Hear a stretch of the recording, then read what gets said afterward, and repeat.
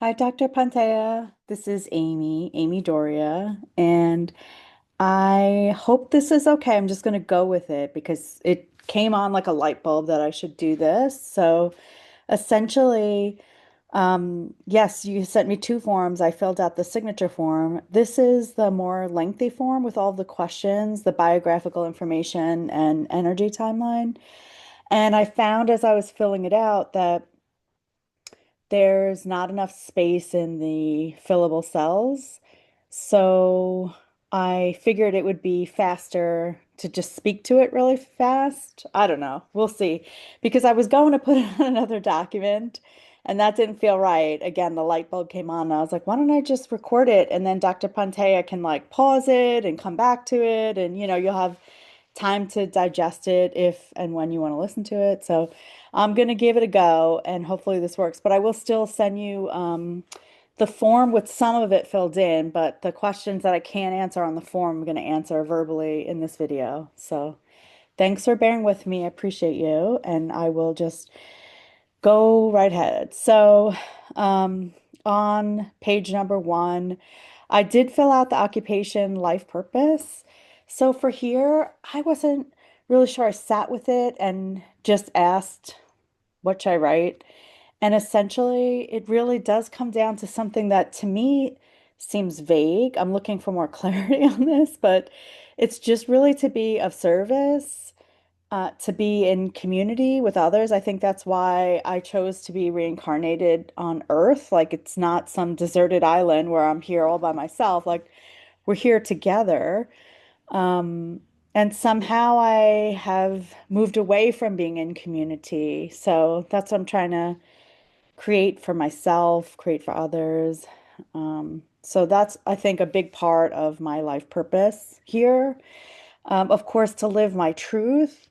I've always been told I'm such an authentic person. Like, I've actually been told, you know, how do I say this? I've lived so many different like states and places, like here in the US, and I think here in California, I find it the most obvious, if you will, the most stark contrast that, and I'm not trying to generalize here, but I'm trying to make sense. So it's going to sound like a stereotype, and it probably is.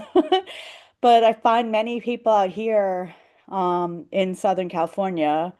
I mean, I've stayed for a few months at a time in like other places in California, like Northern California or LA, but I've lived out here in San Diego since 2010.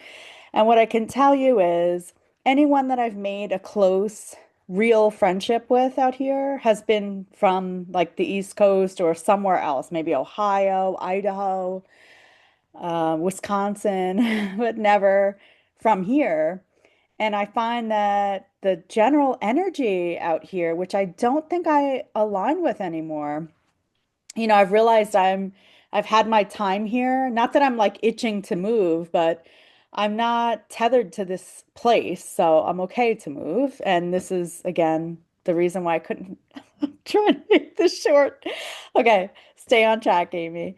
But really, it's just that I found the most inauthentic people out here, and again, I found authentic people and they just happen to be from elsewhere. And then they've since like moved away. Like my friend Anne, who I was super close with, we'd go on adventures, we'd explore different meetup groups that were like spirituality based. We'd travel a little bit, went to a Dr. Weiss, Brian Weiss seminar in Arizona with another friend of mine, Melissa. And, just like real talks and she went through a divorce and then ended up moving to be closer to her kids. And yeah, so she's no longer out here. And that's kind of been the theme, if you will. So I found, again, back to my point about um, here I am, I'm living my truth, and I've been told that I'm such an authentic person. They're like, wow. I've even asked like a close friend of mine, Jessica, again, she's from like, oh my gosh, I want to say Pennsylvania or something like that. And Ben has been out here for many years. And she even said one time when we were in deep conversation, I was asking her, I'm like, what is it? Because people, I don't always connect with people, which is fine, but like I'm always just myself. And Jessica told me, I think people just are startled by how real you are, how authentic you are. She's like, you don't say anything like offensive, but I think sometimes with how warm and genuine you are, some people are turned off by it and don't trust it, and they think you're being fake. And like, wow, it's a lot. Actually, at the job, the company I worked with Jessica, the first company I worked at out here was Roadrunner Sports in their corporate office over here in San Diego. And Jessica was the head of like training and development, and I was the head of the sales department, if you could believe it. Oh, I wanted to do something else. Anyway, there was we had our owner founder was still, I don't know if he was like COO of the company or CEO of the company anymore, but still very present in the office and in our day to day. And he had an executive assistant who is also, because of the nature of the company, she was also very involved. She wasn't just like his executive assistant. She was very involved with us, almost like his right-hand person, even though he had an executive team. So I remember one time I was meeting with her. Her name was Erin. And gosh, I haven't even thought of this in so many years, so it must need to come through. Thank you for listening. Um, she and I had some sort of quick meeting and we were walking out together. And I said to her, I'm like, by the way, your outfit, it's really standing out to me today. It's so cute. And I've never seen anything like that. Like, where do you go shopping for your clothes? Because I can't seem to find anything, especially with moving out here. I don't know where to shop. And she was telling me, she's like, oh, I actually sewed this myself. It's so funny that you say that because I didn't think like because I made it myself, I actually had doubts that it was a nice outfit or however she put it. And I was like, no, it's so cute. And I noticed all the details. And I was like, gosh, I'm almost like sad to hear that you made it, even though that's awesome, because that means I can't go out and buy something like it. And I had such a cute, like it was just short. And then I was like, okay, see you later, have a good day. And she went and told my I forget who I reported to, the VP of operations or something.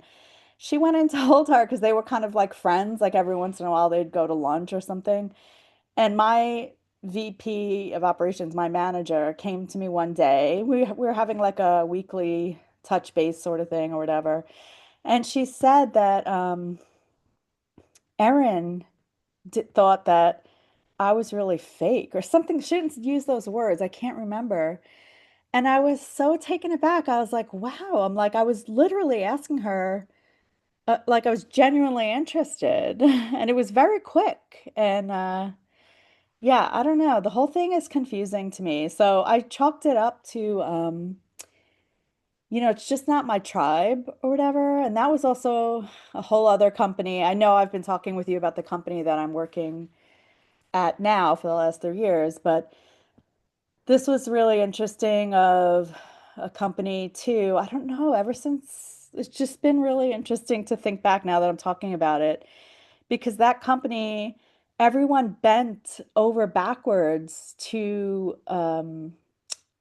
appease the chief runner. He called at Roadrunner Sports, our owner, founder, CEO, whatever, he called himself chief runner, Mike Gottfredson. And so he had this crazy, like beautiful, but like entrepreneurial, like quick fire brain. And I don't know, as you may imagine, or maybe you've lived this, or obviously intuitively you probably know this, but um, sometimes when you're trying to get into the business, a plan, a strategy, tactics, giving your team a plan to help like contribute to the overall business for the company, you can't just shift gears like every hour and have this like quick fire brain where you're all over the place and he doesn't understand the investment required or the bandwidth required or the amount of tactics that need to be put into place to support what he's saying. He's just has these pie in the sky ideas, which again has its place.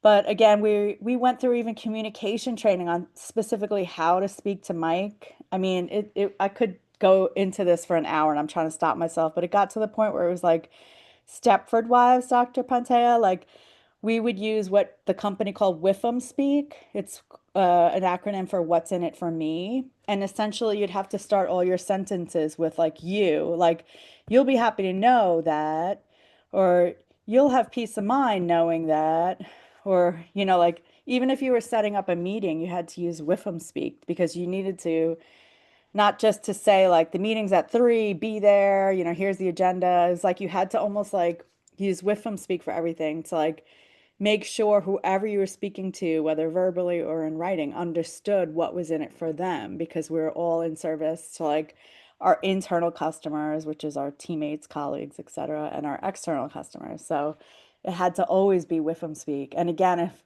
you could get called out on not using WIFM speak, it's just like I know I'm going down a rabbit hole here, but maybe this ties into something that's asked later in your um, questionnaire. But that was something that as I was living it, I was like, wow, this must be a sign that I'm really out of alignment with this place, kind of again, like what's happening now. I've like I was so complimented for like at least my first year. I was there for maybe like almost 4 years, almost, maybe 3. But at least for the first year or two, I was like, everyone was like, you have such amazing energy. I mean, I can't even tell you how many meetings or like when you have your yearly performance review thing with your manager, and like they would ask colleagues of yours to contribute to your review. And so it wasn't just a review by your manager. And I would always get like, wow, she's got such great energy. She's so positive. She has a really creative mind for figuring out like creative solutions. And I just always had this feedback like that. And then, I mean, that's like general feedback, not like specific to what my goals were, because I was running this like department or whatever. But I don't know. I'm just realizing, and it's helpful as I'm speaking this. It's sort of it's a repeating pattern, right? Because, and I'm saying right to myself. It's a repeating pattern because now I see it's happening again now, and this has happened in a few of my occupations or work situations now that I see on different levels, never to the extreme that it is now. And I think, I mean, I guess I could say I know, it's sort of like, I feel like this is the last go, Dr. Pantea. Like, it's at an all-time high level of toxicity at this place because the universe and my higher self, who's ever given me like guidance, is like, dude, this is it. Like, we're squeezing you so hard so you can understand that you're supposed to be doing something completely different. You're wasted on corporate. Get out. I feel like I'm being made really uncomfortable on purpose, but I still can't connect. I know I can. I shouldn't say I can't, but I haven't yet. Um, but yeah, that's been a theme that I'll probably come back to. So thanks for letting me share that a bit longer there. So yeah, as you'll see that I wrote in the form itself, again, my life purpose to be of service, to be in community, to live my truth, to radiate love and light over fear as best I can, being a human on this earth in this like heavy, dense energy. Yeah, I know there's like a duality here that doesn't exist elsewhere. I mean, who knows if like until I know, I won't really know, but this is what I understand that there's a duality here. I have free will.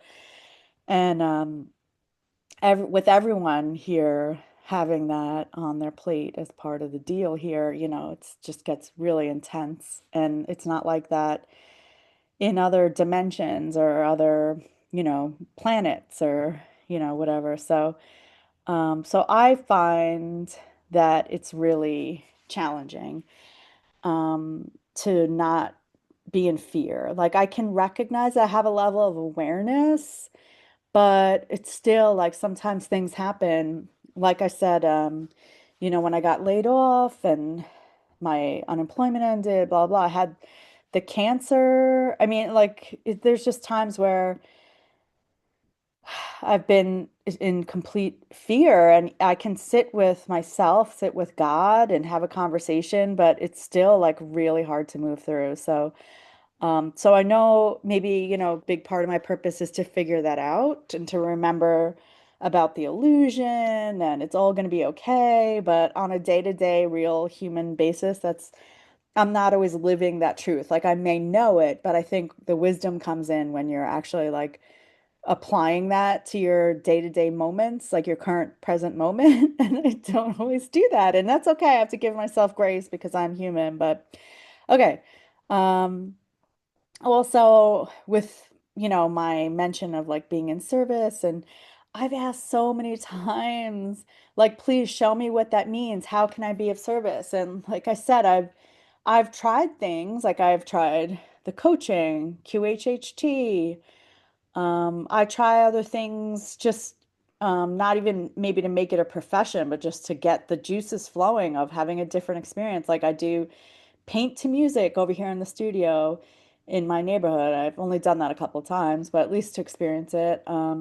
I don't know. I try different things and just like looking for something that will strike me as something, like it may just be a few steps in that direction, but with that experience, it helps me to know what step to make, even if it's a switch from that. Does that make sense? I don't know. Like it doesn't, if I'm taking a step or trying something out, it doesn't mean it has to be that. But I think because I tried that, it gave me the intuition, the experience, the wisdom to know what my next step will be, even if it's away from that, which I wouldn't have known if I hadn't tried that. I don't know. I feel like I'm talking in circles, but maybe you're the person that gets it. So thanks for bearing with me. Okay. And then what is my presenting problem? So I'm on to the next question. Gosh, that was just my first question. I'm on to the second one. So right now I'm definitely feeling out of balance with my physical body. So I've gone my whole life being healthy and fit. I played sports from high school through college. I was a runner. Even when I stopped playing sports, I always worked out. I had boyfriends that were athletes, and we'd work out together. I just always had like a very fit, active lifestyle. And that's when I lived in different places. So it wasn't like specific to a certain environment or whatever or weather. Um, but you would think like out here living in Southern California with this beautiful weather and the coast, and I'd probably be the most fit, but I'm my most unfit.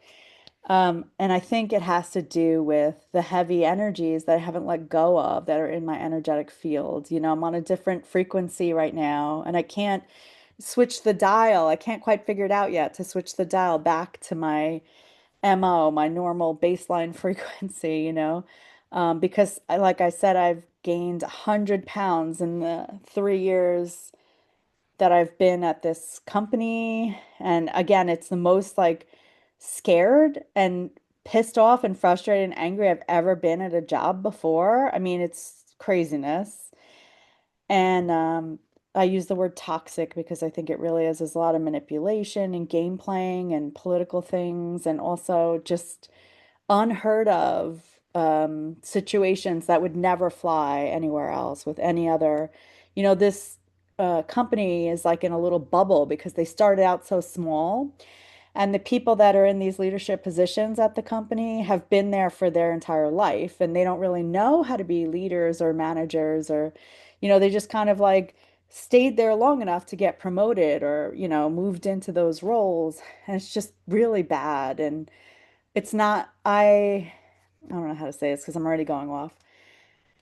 Um, but it's like in my first few weeks there at the company, I had to go to London for this, um, whatever. I was at an event, a work event, and the sales manager who had left our company, who's with another company, he had reached out to me before this industry event because he knew I had joined the company at Deep Sea where he used to work, and we were going to be at this same event, and we had connected over LinkedIn, and I had asked like, hey, can we carve out some time to try to, get together for coffee or have dinner, whatever. I don't know what your schedule's like at this event, but anyway, when he approached me, his first question was, "How's it like working with him?" And he's like, that's why I left. And it just, I guess what I could say, I have like three or four more stories like that of people that had already left the company that told me what they thought, or were working there and then left and got real with me after they left. So I wasn't sitting around like commiserating with people, like I was living that thinking, when the toxicity happened, the outbursts that I shared with you in that phone call, I thought it was me at first. Like, what can I do differently? Did I say something that I should change my approach because I never would come on board somewhere and be like, well, why are you guys doing this? Or we should be doing that. I would never take that approach. I'm very careful. It's just in my personality, and it's also because of my coaching training and level of communication and everything. I'd rather ask questions, and in a, you know, paced way and figure out what's going on and what maybe is working, what's not working, and then figure out a way to make a suggestion where I can get people on board to support it, or maybe, realize that that's not the way to go and here's why, and I learned something from that, even if we don't move forward with what my suggestion was. So things like that. So I knew after I had thought, is it me? I realized it wasn't me. So that was actually helpful to get clarity because it's not like I want to vilify somebody, but for me, especially, I'm an INFJ. I don't know if you go with those personality types, but I'm a true INFJ. And so it was also really clear to me, I don't need somebody to be wrong. Like for me, the equation isn't about one person being right and one person being wrong. It's like, I think it's about communication and figuring out where's the disconnect? Where can we connect? Where can we close that gap? Even if we disagree, like let me understand what your point of view is and please understand mine so we can bridge that gap. So that's always been a through line for me in my personal and professional life, because I don't think, unless somebody does something really, excuse my language, but shitty, like how this guy, I shared with you the story, how he like would yell at me. And that's obviously not okay. I will not tolerate that, even though I have tolerated it all. But in like normal things, besides somebody like getting murdered or something, it's like, because really, and gosh, I'll probably have to stop it after the second question because I don't know how I'm going to get through this whole thing with being taking so long. But I really do think, Dr. Pantea, there's no true right or wrong. I know you would probably tell me this too, that as human beings, we assign qualities of good or bad, like to the universe or to the vibration of, the universe, source, whatever. It's like it just is, right? Things just are. Like something happens, that's what happened, but we assign good or bad to it. And then people make up stories. Like I make up my story, even about this job. Like I have my story about what's happening and I'm assigning this whole narrative. But what's really true? Like, oh my gosh, now I'm going to that parable about the blind men feeling out the elephant. And they all said the elephant was one thing because one guy was feeling the trunk, one guy's feeling the legs, and it's like none of them are wrong. They're just speaking their truth of what they're experiencing, but it's an elephant. So, like this guy was with the trunk saying it's a hose or whatever it is. Like, no, it's an elephant, but I can understand why you would think because you're only exposed to the trunk. You're not feeling out the rest of the elephant. So, all that to say, like, I remind myself pretty often that, even what I think is true isn't necessarily true, and life is messy, but that's why I think communication's important. Speaking from the heart is important. Being open. I'm not embarrassed to be wrong. Like, yeah, sometimes it sucks to have egg on your face, but like, I'd rather know I was doing something, you know, that was hurtful to somebody or not, in terms of work, like not the best approach for the business, for what we're trying to achieve. It's not a joyful thing, maybe being like, woo, I was wrong, you know. But like I'm not one of those people that needs to be right. And I think that's what makes it hard because as an INFJ, where I'm always trying to seek out understanding, authenticity, someone being inauthentic really makes my skin crawl. Um, that's my experience, and not everyone's that. I could use the word deep. I don't know how else to describe it. Not everyone's that deep. Like people maybe go through their day very superficially, and that's fine. That's their journey. But then someone like me comes along and then they're like, you're an animal I've never seen before in my life, and I don't like you, or I'm afraid of you. Or they're my tribe and they're like, oh my gosh, where have you been all my life? My sister, you know? So I get it that my value isn't defined by how people receive me.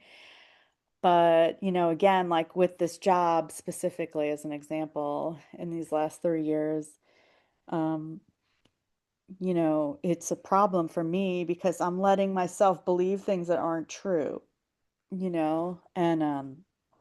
the gaslighting, the 180s, like saying something in a meeting or to me directly, verbatim, one thing, and then saying something completely analogous to that like a week later and acting like they never said what they said a week ago.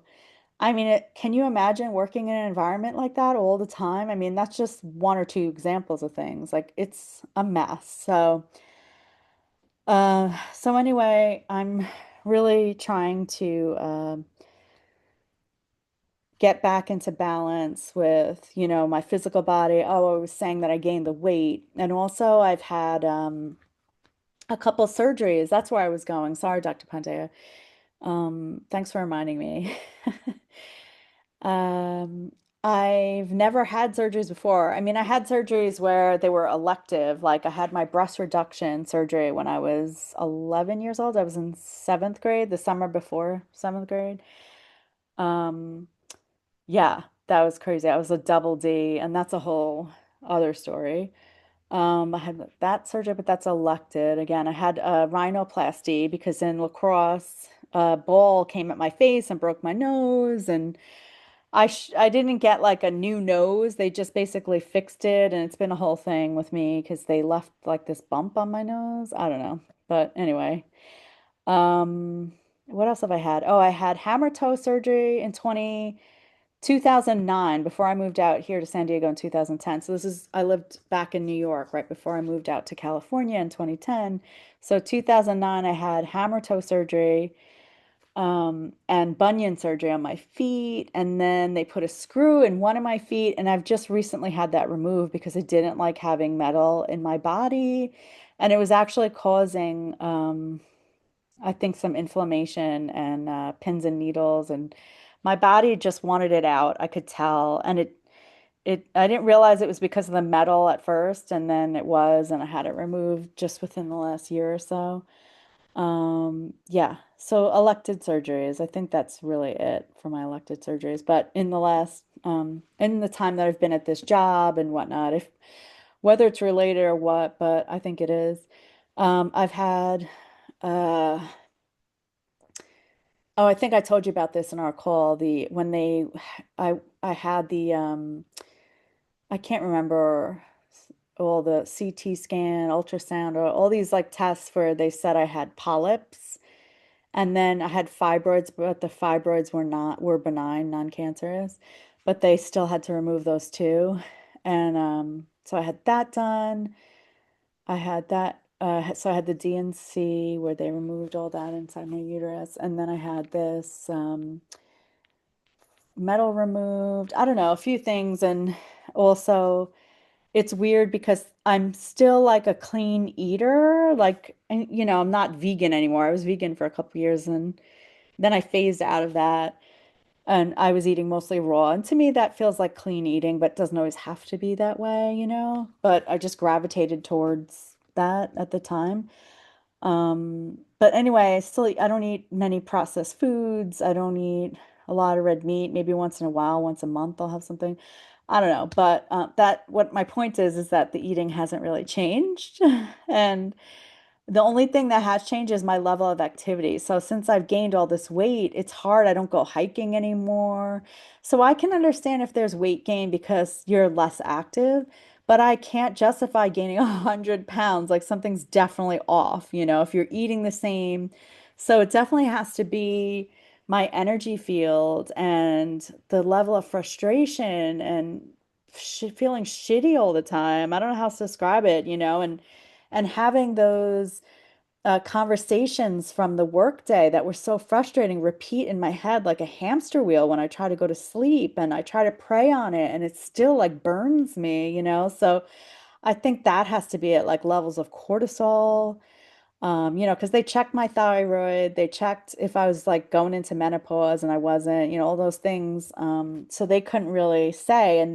And the doctor thought I'm just eating a lot, like I'm eating junk food. I never eat fast food. I wasn't even raised that way to eat fast food. I could probably count on one hand how many times I've had fa fast food, in my life. So, but you would think with what I've gained and how I look that I must be like sitting around with a bag of chips all the time or something. Like I could totally understand somebody thinking that, but it's just not the case. So it's very weird.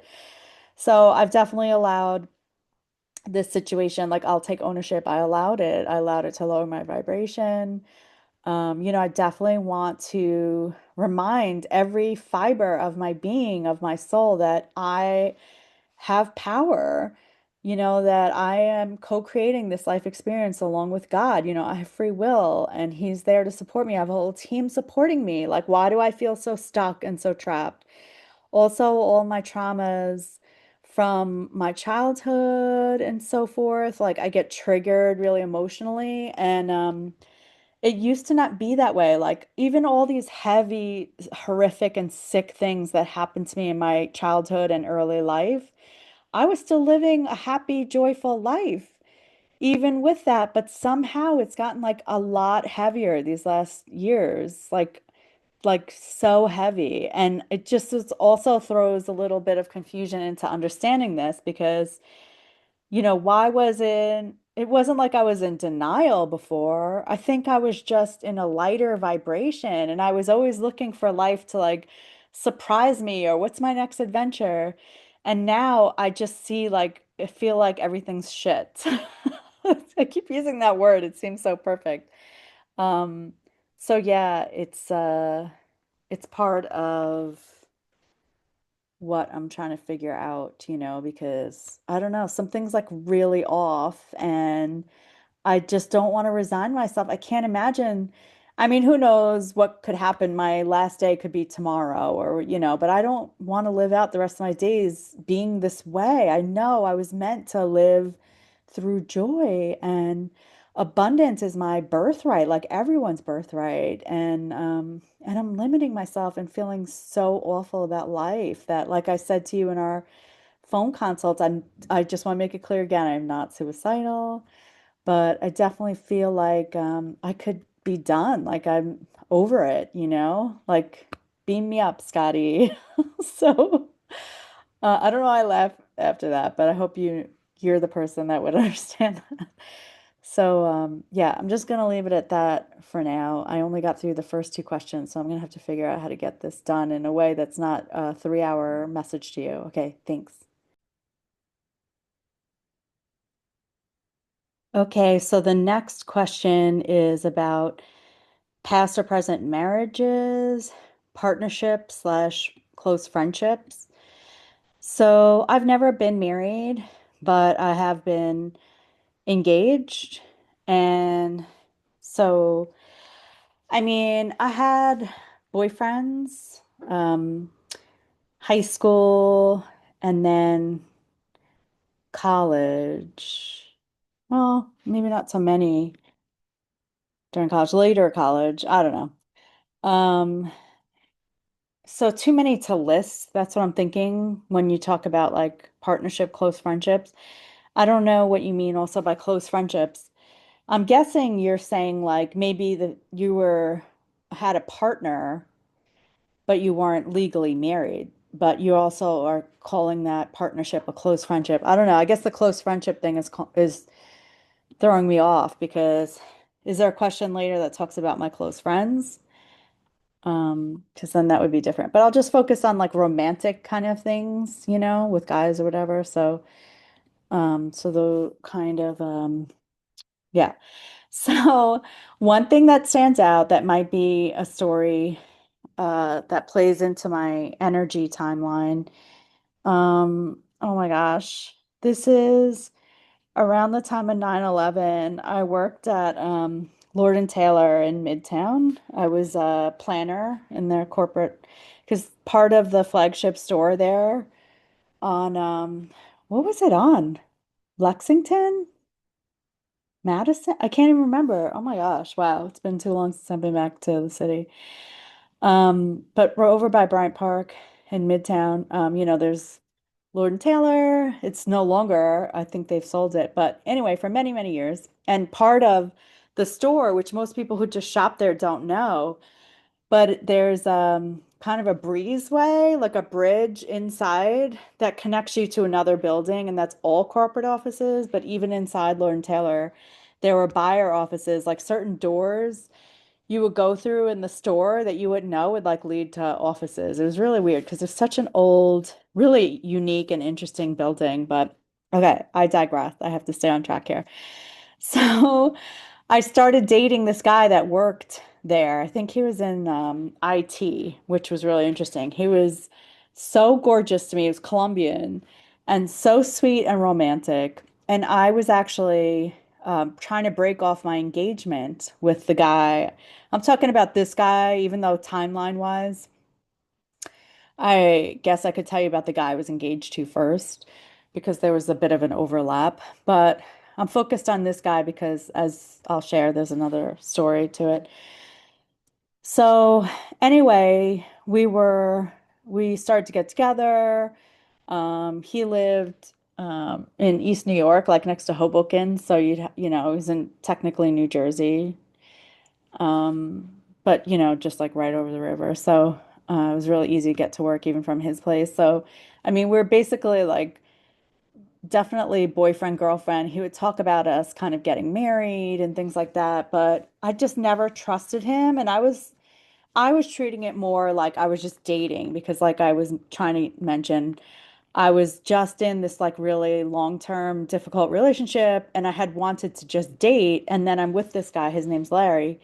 I'm with this guy and it turns into something serious and I didn't want that. And I was trying to tell him that, but we were just kind of like taking it day by day and blah blah blah. So anyway, the point of this is too, so one night, Dr. Ponte, and I think this has to do with the gin.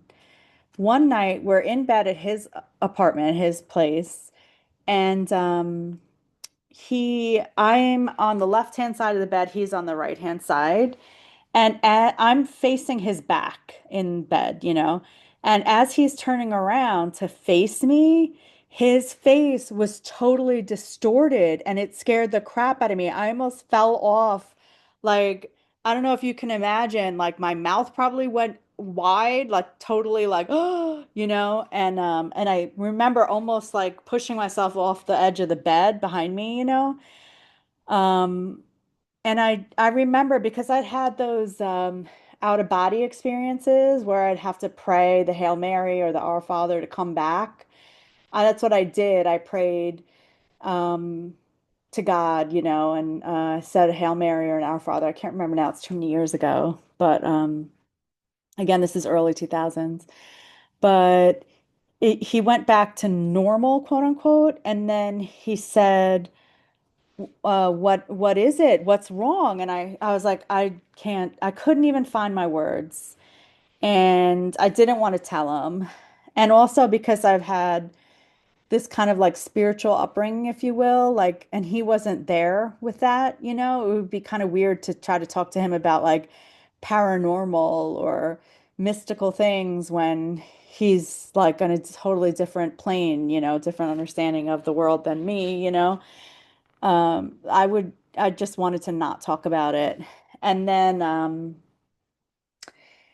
he made me tell him in a sense. Like he wouldn't let go of it and just, kept begging me. So finally I told him, and he said that he's like, gosh, I had a really bad breakup a couple years ago, whenever it was. And she was so upset with me about the breakup that she said she was getting black magic against me. He said something like that she was putting a curse on him, something like that. And he said that he didn't want to believe it. Like at the time when they were like fighting and she was making these threats, he wasn't taking it seriously. But then he said at his apartment, anytime he would like hear something or see a shadow or something, he would wonder, like, is it true? Is it happening? And he said, if you saw something, Amy, that makes me think what she said is true. And I was like, oh my God, this is too much. Like, I still slept there that night. I didn't want to, but I wouldn't have been able to get back to my apartment, um, in time to like get sleep still and make it to work the next day. So I stayed there.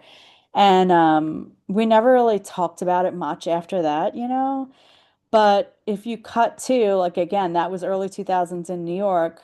I shared with you in the phone consultation about when I was out here in 2012. So I'm in San Diego. I moved out here in 2010, but this happened in 2012 when my friends or the people I met at that event were taking pictures of me with my phone, and then my face was that way. And I was thinking, you know, um, that it transferred to me. And so, and it was like a hijacker somehow, or so, that had to be removed. Oh my gosh, I'm getting the feeling like someone's hearing me even now leaving this. This is creeping me out. So I did have that extraction or whatever it was called, but who knows if they ended up like fully removing it or not, like I told you in that chat we had. But but it's always been like really a thing for me because I've tried to put it out of my mind, thinking that if I think it's true, if I think it's gone, then it is. That's true. But when you start to mention gin energy and all that, it makes me really wonder. So that was an interesting relationship. That was a really close one in terms of like we weren't married, and we were nearly engaged, but he ended up, yeah, breaking things off with me, like, which was really weird because I had wanted to break things off with him. And then I think he was seeing his ex, and yeah, I have had maybe not the best taste in men, let's just say. I don't know. But he never gave me a straight answer, which was really, and I wasn't like begging him. I was like kind of okay with us like not being together, but since he was initiating it, I at least wanted to know. And he never told me. I think his wife, well, his ex, he got together with her and then they ended up getting married. And I think she was pregnant at the time, and that's why he got back together with her. He was probably cheating, but I don't know. It's funny because when I moved out in 2010 to San Diego, he found me online and started like reaching out to me. And I literally had just moved. It was like within a week of me moving from New York to San Diego, and he was like, "Oh my gosh, I can't believe if I'd reached out to you sooner, maybe you would have stayed." And I was like, yeah, I don't think that's that's true." But he tried to like rekindle our relationship and was like, "Can you come out to visit me or I'll come out to visit you?" and blah blah. And I just like never bought it. I think he just had a thing like I was the one that got away, kind of like he made the wrong, quote unquote, wrong choice. Not saying he did, but you know how people, we can have those thoughts, like what if kind of scenarios in our head. I think he was wondering, like, especially if she had gotten pregnant and that's why he married her, which I think is the case, because I found out about his kids and the way it lined up with his first kid being born. She would have been pregnant while he and I were together. I don't know, it's just the whole thing.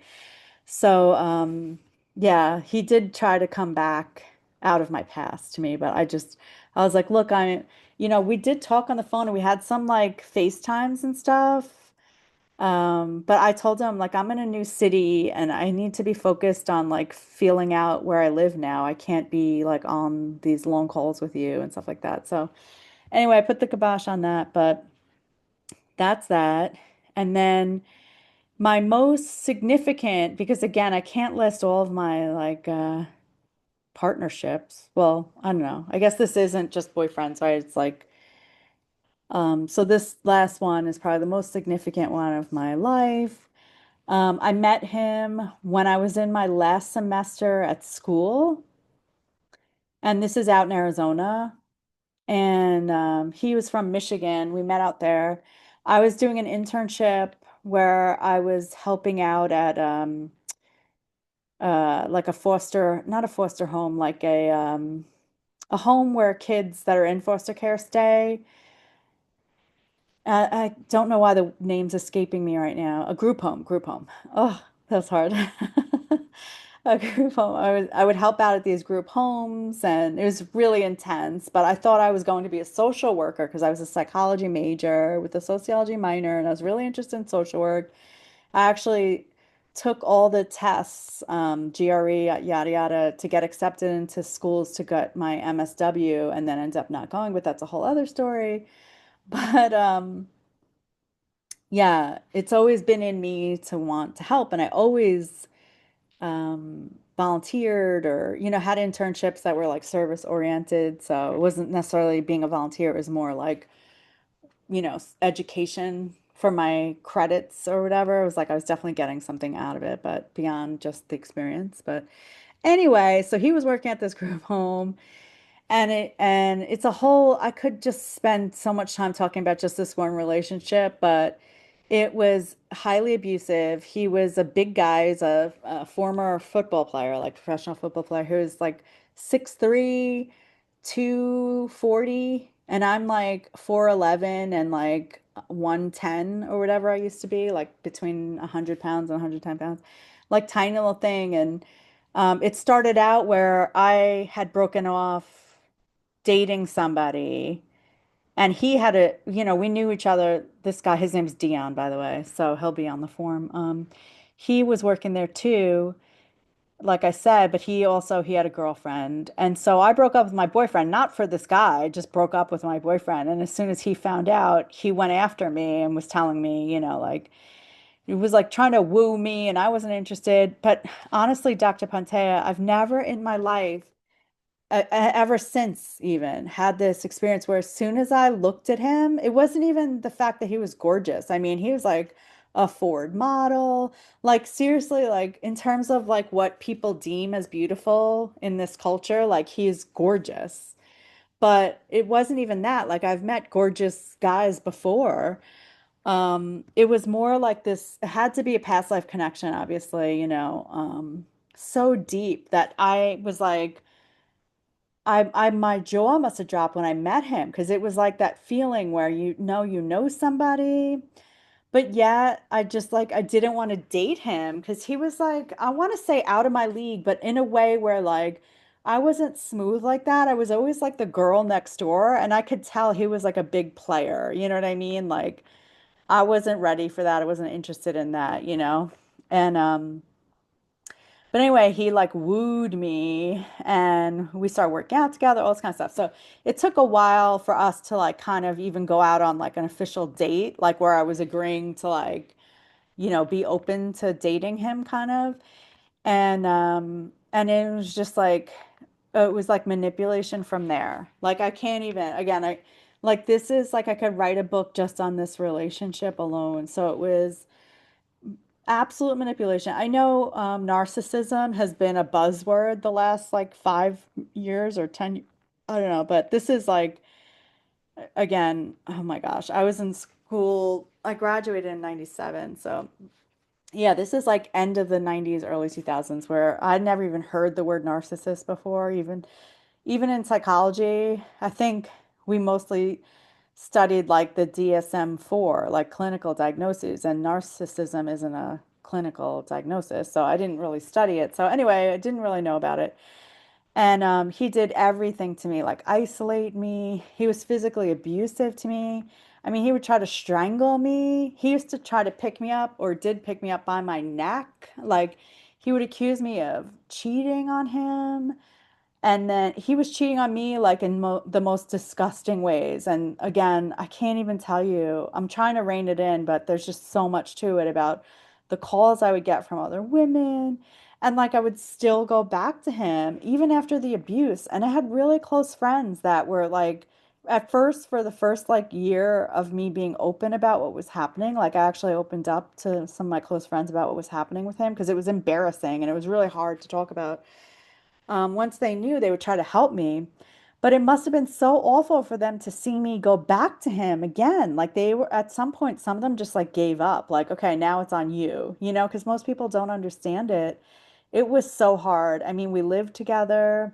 I one day when I was supposed to be at work, I actually got him a job where I work. That's a whole, I mean, I can't even tell you how deep this goes. But I moved my apartment, like, because we lived together, I moved all my stuff into a new apartment that he didn't know where. And I tried to get out of my lease, and I told them that he was physically, violently abusive to me, and they still wouldn't let me on my lease. So it was a whole big snafu thing. But he ended up stalking me and finding where I lived. And I mean, it's just like goes on for years. I moved back to New York. He drove out to see me. I mean, it's just like it's craziness. But he at one time because his parents, his family in Michigan, because I had lived there for I don't know 6 months or a year. I lived in Michigan, around in the same city as his family, and 'cause that's where he's from. Well, actually, he's from Detroit, but they lived in like the Kalamazoo, South Haven area. But anyway, there was one incident where while we were in Michigan together, we went out and it's a whole thing about that night, but I ended up being in my car. I had to sleep in my car instead of going back to his family's house that night. And when he found me, he kicked in the driver's side window of my car while I'm sitting in the driver's seat. Glass went in my eye. It was like I thought I was going to go blind. And his parents arrived to the scene and then told me not to call the police and blah, blah, because they were obviously didn't want him to get into trouble. But this guy is like, I tried to go to a therapist, and this guy, the therapist actually, after a few sessions, she asked for him to come into a session. And then after the session I had with him there, the therapist and I talked, and she said, she's like, I'm not supposed to do this and tell you what to do, but you need to leave this guy. You're in physical danger. He's manipulating you. He's a classic narcissist. Everything is about him. Do you not see it? Like she was basically shaking me like, do you come to your senses, girl?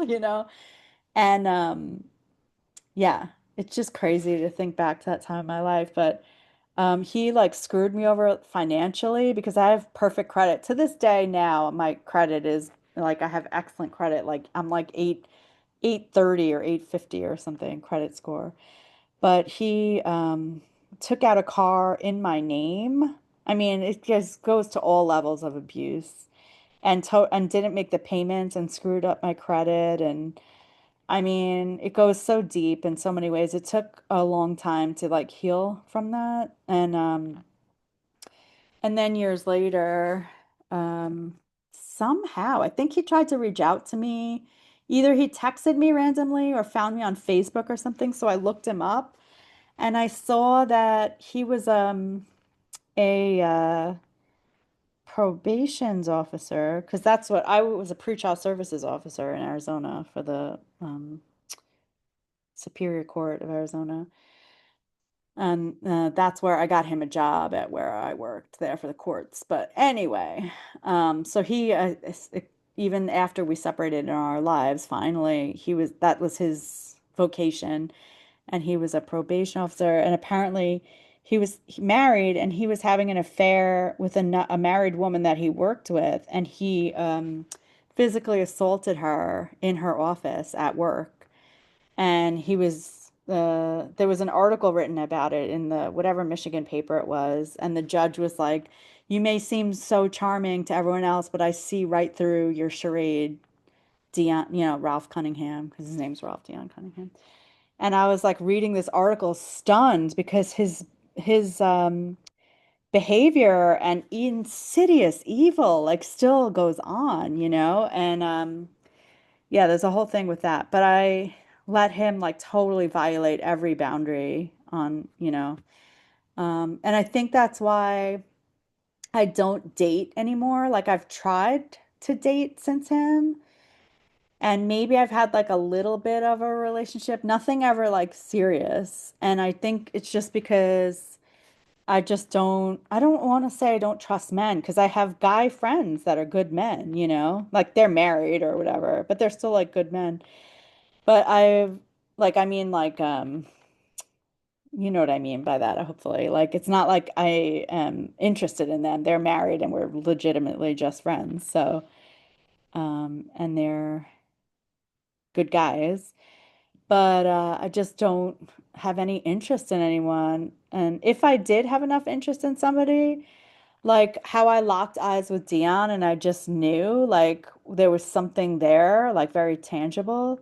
If I had interest in somebody like we're close friends and we were both single and he was interested in me just like I was in him, I would explore something, but I don't even have that. So it doesn't have to be like lightning bolts, It could just be a strong friendship that turns romantic. That's fine, but I just haven't had any of that. And I think I don't know, I'm just not interested in that. So I'm gonna stop recording. This is a lot.